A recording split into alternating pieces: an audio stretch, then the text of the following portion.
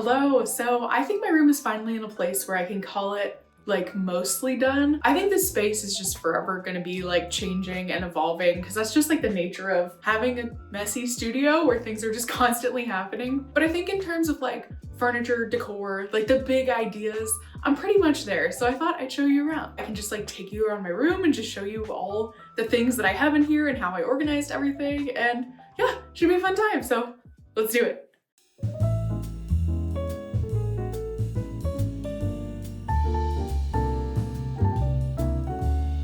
So this is the main kind of like storage area of this room, my big shelf, and I actually have quite a lot of empty space, both on the top and over here, which I'm really stoked about because that just means I have like room for new things and room to kind of like move things around. But of the things I do have here, up there I have 2 huge cones of cotton, which are waiting for future like dyeing and weaving projects. I've got my little stash of fabric yardage that is yet to be sewn into things. I have my sewing machine, of course. And then I have a zebra that's keeping all of that company on that shelf. Zebras have been one of my all-time favorite animals ever since I was a little baby, and growing up I had a huge collection of zebra things. Over time, a lot of those things have been like donated, moved around between different houses, but this is one of my like original collection items that I've had for a very big portion of my life, so it feels fitting that she's sitting up here and keep me company. And I also have my camera here, which is the main camera that I use when I'm not using my phone to film. On the next shelf down, these are all of my yarn cones, and like I said before, they're not really organized in any kind of way. I just kind of threw them up here just to make my life a little bit easier when it comes to organization.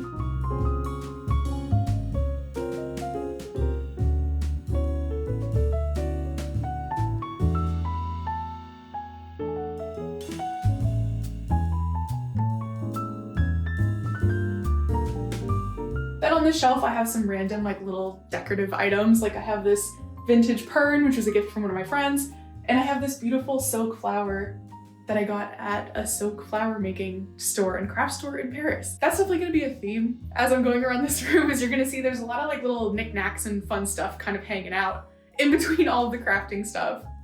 Okay, so now in this area, I have my book collection. And like I said, these are all the books that to me are the ones that I need to like most frequently access, so I put them here just for my own convenience. I also just have a couple of my all-time favorite like inspirational coffee table books here as well.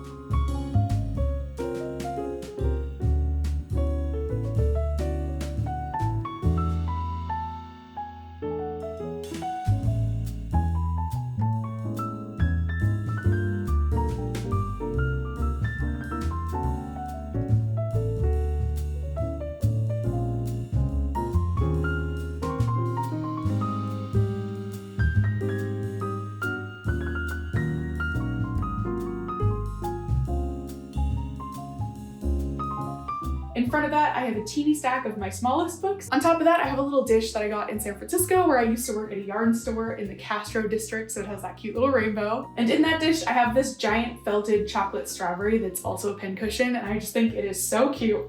Next to that, I have a mug that I painted at one of those paint your own ceramics places. And next to that, I have an even teenier mug with a very silly face on it. I got this in Scotland at a charity shop for £1, and I just think it is the funniest little thing, and it reminds me of Scotland, so I'm gonna keep it there. And then of course, next to all of that, I have my drum carder. Next up, I have one big bin over there that's filled with all my painting supplies. This is mostly everything that I had to buy at FIT for all of our surface design classes. So I have my gouache, my watercolor, my pencils, my rulers, all my little cups and my glass jars and my palettes, and pretty much everything from the last 3 years of surface design school. Next to that, I have this bin that is dedicated to fibers that are ready for dyeing. So it's all undyed cottons, undyed wools, both in yarn form and in like roving and fleece form. So this is just like my catch-all for things when I want to play around with dyes and give something some color.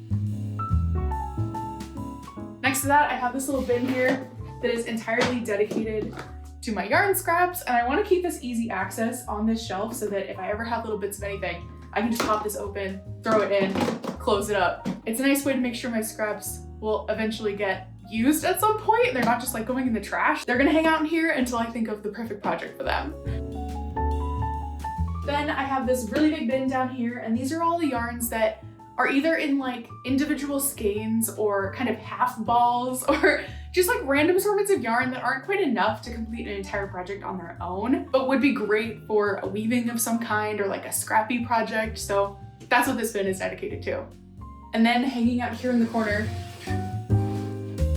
my spinning wheel. I also have this big space right here, which, like I said, I'm happy to have spaces. It just needs room for more stuff, room for moving things around. So we'll see if that gets filled. All right, next. Okay, we're gonna start with what's like on top of these shelving units first. So up on the wall, I have this little tapestry that I made when I was in Serbia. I had the wonderful opportunity to take a class that was all about like traditional Serbian tapestry weaving techniques. So that is very, very special to me, and I wanted to display it proudly.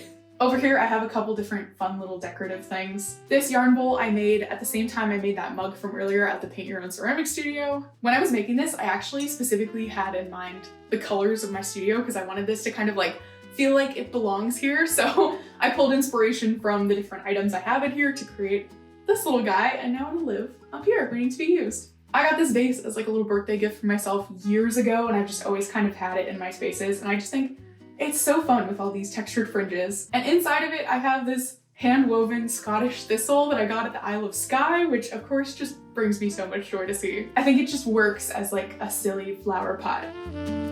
Then behind these, I have a little acrylic box that is actually from, I want to say like at least 15, 20 years ago. Like I've had this box since I was a little kid. I think it was like a party favor from a child's birthday party when I was in like elementary school or something. And I've kept it all these years. I don't really know why, but I feel like it actually fits perfectly here. And I'm specifically designating it as a container for little souvenirs that are textile related that I get from traveling. I feel like I have a tendency to like buy something on a trip that is really special to me, and then I just like tuck it away because I want to keep it and I want to preserve it and I want to make it nice. But then because it's tucked away, I never actually get to see it and enjoy it. So I thought designating an acrylic box that is mostly see-through to these special little objects would kind of be like a fun way to display them. It keeps them protected, but I can still peek in there and see the color and see the inspiration. And maybe having them this visible will help me like actually find the motivation to use them someday in a project. Then over here on this short little guy, I'm kind of designating this as the space for like my active projects. So whatever I'm working on in the moment, I want this to be an available surface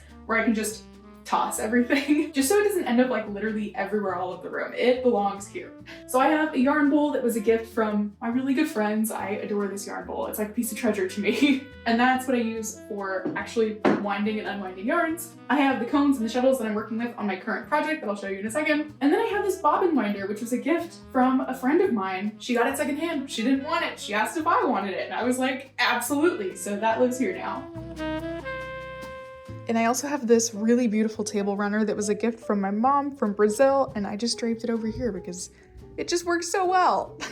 Let me take you through these drawers really fast. Like I said, I like having just places to dump stuff, and that's what these drawers are for me. So this one here is just for general office supplies. I have all my writing utensils. I have like lead, a little pair of scissors, some erasers, staples, push pins, like nothing too exciting, but a very important drawer. Here I have scissors of all varieties, and yeah, I literally just kind of throw them in there. I know it looks kind of crazy, but this is where I keep my journal just for easy access. Okay, this next drawer, please don't judge me for, this is my knitting stuff. In here, I just have like all of my knitting needles kind of tossed into that plastic bag. I'm pretty sure that bag was once for like a duvet cover or something. I also have stitch markers and tapestry needles and like, you know, just all the necessary knitting accessories hiding in here as well. Something you'll notice about my organization is that I often will like keep weird containers in like little cardboard boxes and then use both the box and its lid turned upside down as like ways to compartmentalize some of my smaller things. So that's like what you'll see in a lot of these, and also like a lot of repurposed containers. So yeah, that's that.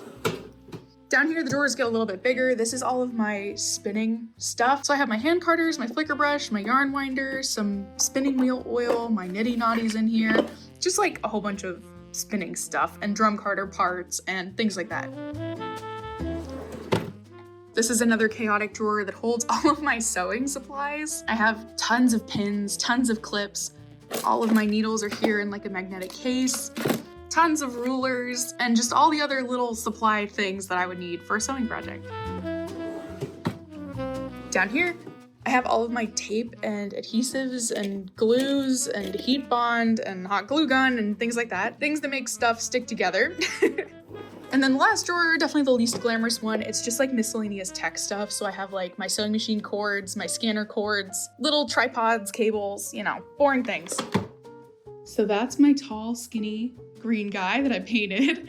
And next to it, I have the short blue one. This one functions mostly the same as just a place for me to like toss things in and make them out of sight. But for the most part, this one houses weaving supplies and also just like other miscellaneous craft things. So the top drawer, these are for projects that are either in progress or that I'm gonna start doing, or, you know, just kind of like putting things that are important just so they're not like in front of my face all the time and I can just tuck them away. This next drawer here, these are all of my shuttles, bobbins, threading hooks, reed hooks, and these are pretty much just like the weaving things that I need the most often. You know, I got like T-pins for repairs, and these live in a tray that I took from an In-N-Out. This drawer here is just a continuation of my weaving stuff. I have more of my like specific weaving tools like tapestry hooks and weights, my combs, things to tie up warps. Down here, it's just miscellaneous long stuff. This drawer here is just a continuation of that. And then lastly, paper. Nothing too exciting. So next we made it to this corner here.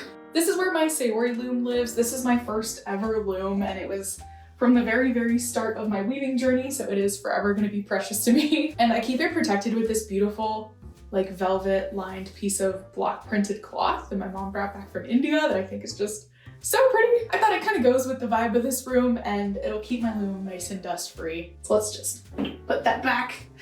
And then here behind the loom, I don't know if you can see that well, I have my warping board. This warping board I actually got secondhand from when I used to work in San Francisco at the yarn store. The store owner found it in like a storage attic, and I asked her, are you gonna sell it? Like, can I buy it from you? And she was just like, take it. So it's been mine ever since, and I love it. It's nothing fancy, just like a normal wooden warping board, but it's sentimental. This piece hanging on the wall is one that I wove myself when I was in Japan for 2 weeks at the Saori headquarters. Over the course of the 2 weeks, we had a lot of open studio time to work on projects, and this is one that I made, I think, on my last day of the whole trip. I really like this piece because obviously it reminds me of a really beautiful trip. I went with my mom, we had a really great time. It reminds me of my early days as a weaver, and I just really like the look of it. It kind of looks like colorful paint dripping on a white wall, and I think it kind of works in this space.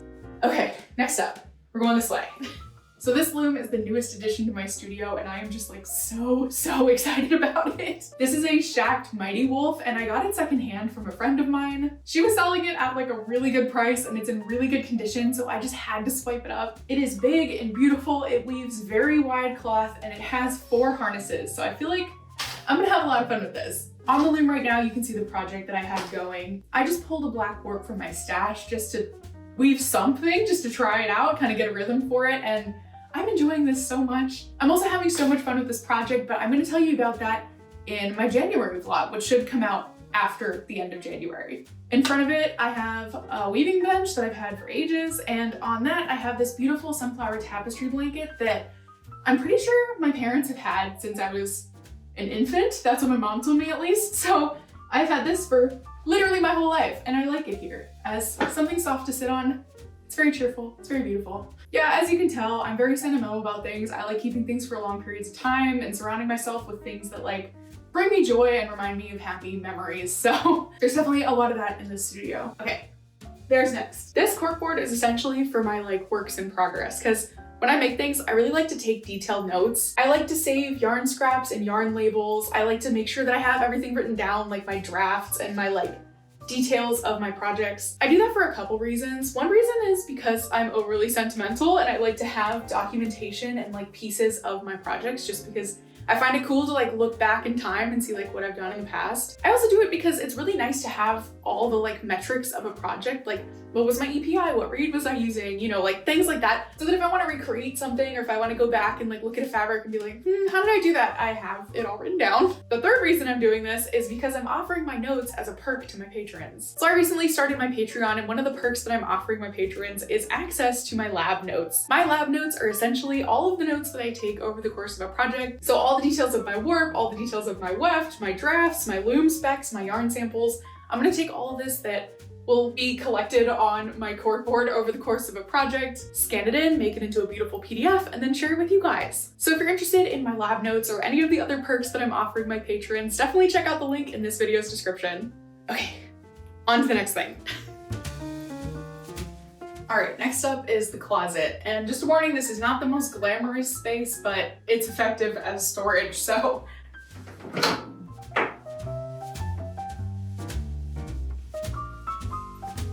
Ta-da!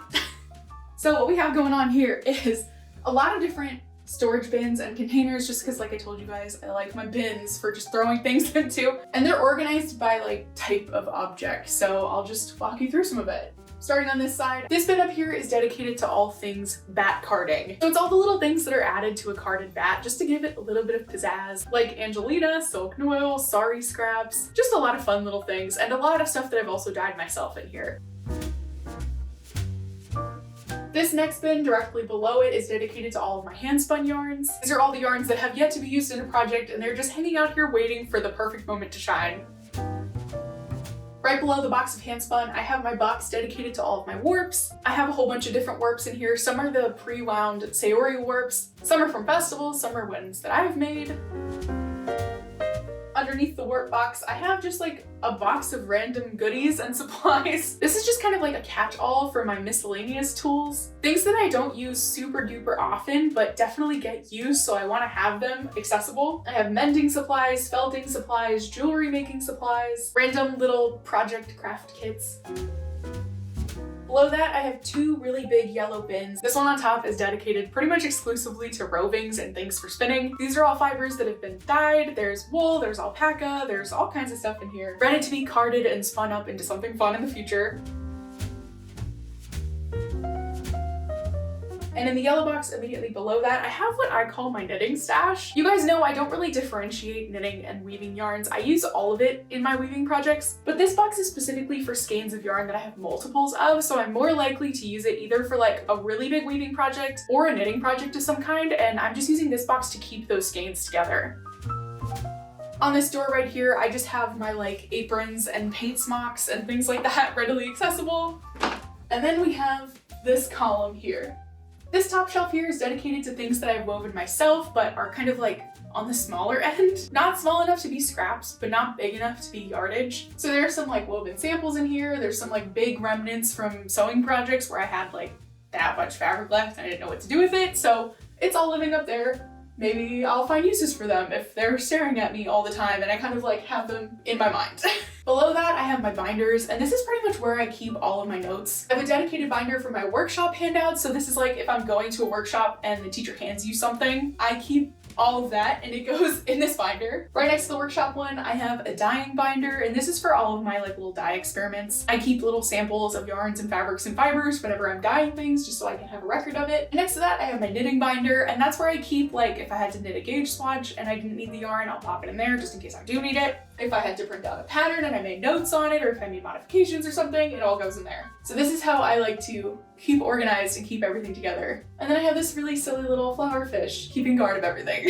Below that, I have my scanner, my printer, and my hard drive that I use for my backups. Underneath that, this is my little shelf dedicated to all things computer related. Normally my computer hangs out on my desk, but I wanted to make a specific place for it if I'm doing something that like could be a risk to my computer, like if I'm painting or dyeing something or doing whatever on my table. I want like a designated, clean, dry spot for my computer and all of my computer accessories. So I have like my iPad, my extra keyboards, my tablets, just a nice dry space. Below that, I have a drawer for kind of like wellness items. I have my knee pads, any braces that I might need if I've been knitting too much and my wrist starts hurting. I also have this really incredible neck massager in here, which like, if you're a weaver and you don't have some kind of like back and neck massager, definitely go get one because it is game changing. This one you just like pop on here, it massages your neck, gets out all those knots from like a day of weaving. It's perfect. So this is, I guess, like a quality of life drawer. And then below that, I have a drawer dedicated to my iron. Then on this side, on the door, I have my ironing board and then my favorite tote bag, which I got at the Rhinebeck Sheep and Wool Festival in 2021. I hang this here because I use it for literally everything. This bin right here is dedicated to all of my fabric scraps. So when I'm weaving something and I have like itty bitty little scraps of things, I just throw all of them in here. I hope to one day come up with like a big project that I could do with all these scraps, maybe like a big quilt or something like that. So they're just hanging out in here until I have that moment. They're also good for just like sampling. Like if I need to try something out and I don't want to like weave a new piece of fabric for something, I can just dig through here and try whatever I need to try in kind of like a low risk way. Underneath that, I have what I'm calling my like tie-dye bin. It's all of my fiber reactive dyes and pretty much everything I need for like basic tie-dye or ice dyeing. So like soda ash, gloves, a respirator, things like that. This is just quick access because I've been doing a lot of ice dyeing lately. Right below that, I have the rest of my dye stash. So there's acid dyes, there's natural dyes, there's silk paints, there's all kinds of stuff.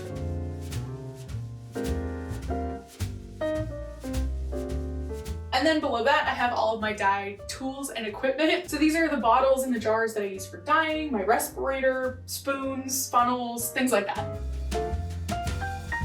Immediately below that is where I keep all of my sewing things. There are some fabrics in here, there's some sewing patterns, there's a lot of like sewing tools and stuff that I don't use as often, but I do still like need to have around.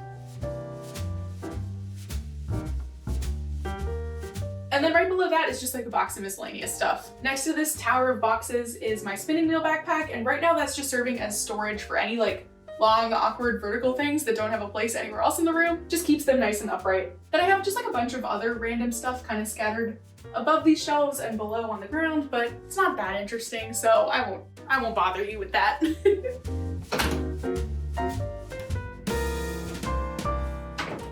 So let's go this way.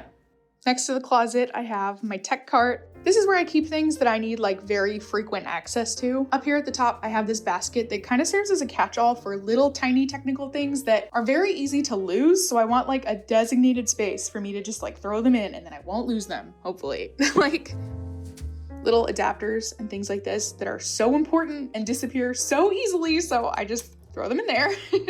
Down here, I have a power strip for all my chargers. And then below that, I keep my microphone and some other miscellaneous filming equipment. So that's my tech cart. Here I have my desk chair. I have a tiny little blue trash can, which matches my room really well, and I was very happy to find that. I also finally found the table of my dreams. This table is so pretty. I love this like light wood finish with the white legs. It totally matches my space. The surface of the table is thin enough where I can clamp all my equipment to it, and it is heavy enough that I can do literally anything and it's not gonna move at all unless I want it to. It does have wheels, but when you click those wheels into the like lock position, this thing does not budge. So I can card as much as I want, I can wind as much yarn as I want, and I don't have to deal with that like table running away feeling anymore. Also, and this is the best part,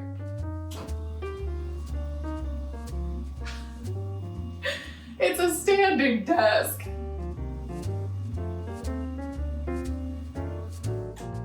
Isn't that cool? This has been amazing because I can totally customize the height to make it exactly perfect for whatever activity I'm doing, whether I'm on my computer editing or I'm drum carding something or I'm cutting fabric or sewing. I'll put it at the exact height that I need, and it actually makes it so I can do those activities longer because I'm not like hunching over in really uncomfortable positions, doing repetitive motions and causing myself back pain. So I love this thing. I know I sound like an ad right now. I promise I'm not sponsored. This has just been like a game-changing purchase for me and I'm so excited about it. All right, we're almost done. We just have one wall left. So it'll come as no surprise to you that this wall is just filled with like sentimental things that make me happy. This is a poster from Six Flags Magic Mountain from 1973 and my friend gifted it to me, and it is just one of my favorite art pieces ever. I'm definitely like a theme park person. I'm a Californian who grew up going to Disneyland quite frequently, and I also grew up playing Roller Coaster Tycoon like nobody's business. That was my game. For me, anything that's like theme park nostalgia makes me so happy and brings me so much joy, and this piece in particular is just filled with the cutest little details. I just think this is such a fun piece to have on my wall because it's super colorful, it's super bright, and it's just like so fun to look at and to discover like new little parts of it pretty much every time I look at it. So yeah, I adore my friend for gifting this to me. I love it to bits, and I think it's a perfect addition for this room. Next to that, I have this beautiful print right here, which is from an artist that I discovered on Instagram that I've been following for a really long time, and I just love their work. They create these like crazy, whimsical, oversized flowers, and I just find them so fascinating. So yes, this is a piece that I just love. So next, we'll take a look at my shelves. I'm just gonna put some of my favorite pieces up there for now, but I anticipate that these will probably change over time as I find new pieces, as I wanna like move things around, but this is what it looks like for now. So we'll go left to right. On the far left, this is a piece from an artist, actually one of the first artists that I ever followed on YouTube. She did this cool challenge in one of her videos where she took photos that she found at the thrift store and then painted over them with like whatever inspired her in that moment. And she even said in her video that this one turned into kind of like a weird abstracted scene from SpongeBob, which is like one of my all-time favorite shows. There was something about it that just brought me a lot of joy, like her being one of my early YouTube inspirations, and then also it being this like weird, wacky, experimental art piece that kind of references like a kid's show I love. I don't know. It just spoke to me. I wanted to support her, and now I have that as a fun memory. Next to that, I have this beautiful painting that was made by my cousin. Hi Fiona, I love this piece. Next to that, I have a postcard I found that is an image from one of my favorite like childhood storybooks. It's this super cute book called How Are You Peeling? And it's all these like very expressive fruits kind of like positioned to talk about emotions. And that one in particular, I always loved because that like crab apple, I think, always reminds me of my grandma when she takes her dentures out.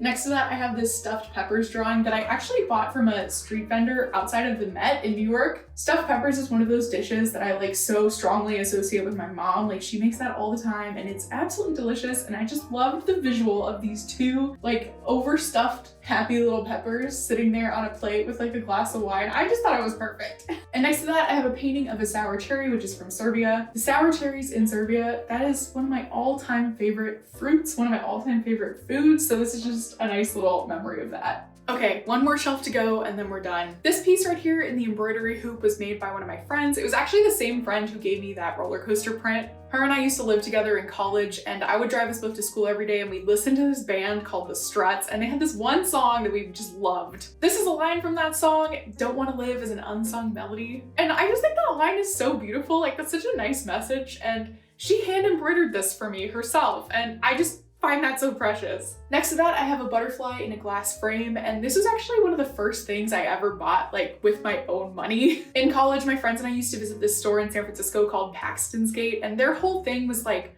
taxidermy and geology, like rocks. They had bones, they had weird sculptures, they had plants, they had all kinds of stuff. It was such a fun store for my little crew of like biology friends. They also had this collection of these butterflies that are like ethically and sustainably harvested and then put in these beautiful frames. And I always said, when I got my first paycheck, I would spend it on a butterfly. So for my first ever paycheck, for my first ever job, I bought that butterfly. Next to that, I had this tiny little glass sheep that was a gift from my mom. I believe it's from Venice. Behind that, I have a tiny little tapestry that I got in Scotland at the Stirling Castle, and it's a little miniature replica of the unicorn tapestry. Next to that, I have a tiny, tiny little painting from the same friend who made the embroidery and who gave me the roller coaster print. This painting is just so beautiful. This is one of her original hand paintings, and it has this beautiful textural tree that enters and leaves the frame. I just think it's so pretty, and then I found this little gold frame for it, and it's just perfect. Next to that, I have a piece of my hometown's local history. I grew up in Monterey, California, which is famous for its canneries, and in particular, they canned sardines and squids. So when I was at a local flea market, I found this piece, which is actually one of the labels that they would put on the boxes when they were shipping out all the cans. This one in particular is for the squids, which to me are especially sentimental because I did a lot of squid research in school, and then I also led a bunch of squid dissections for kids when I worked at the aquarium. So I have like a particular sentimental attachment to like specifically Monterey squids. So finding this piece at a flea market for only $5, I like literally cried. That is precious to me.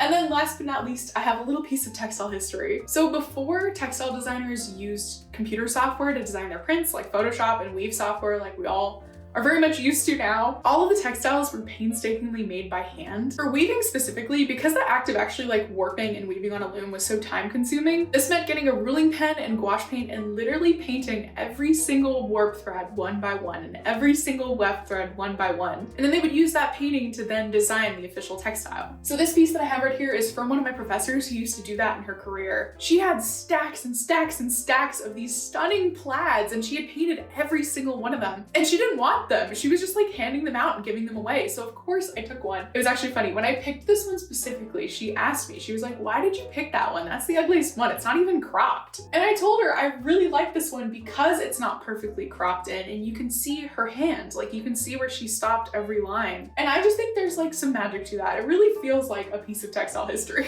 So yeah, I found this nice little frame for it where you can really see the irregular cut edges and I love it. We did it! Many months after the start of filming this video, we are finally done, and I genuinely could not be happier. This space is bright, it's colorful, it inspires me creatively, I have room to make messes. I also think it's just gonna be like a really fun background for all my videos going forward, and you guys get to see how it like changes and evolves over time. So yeah, thank you so much for joining me on this really long journey. I'm sure this is gonna be like one of my longer videos because I've just been yapping and showing you things and making things, and I hope it's at least been fun. I would definitely love to hear your thoughts, so let me know in the comments if you have any like favorite parts of my studio or favorite parts of this process, or even just like any suggestions for how I could potentially use this space. Also, if you're interested in checking out my Patreon and getting a look at those lab notes, I'll have a link for that in this video's description. Thank you again for joining me on this crazy adventure, and I hope to see you in my next video.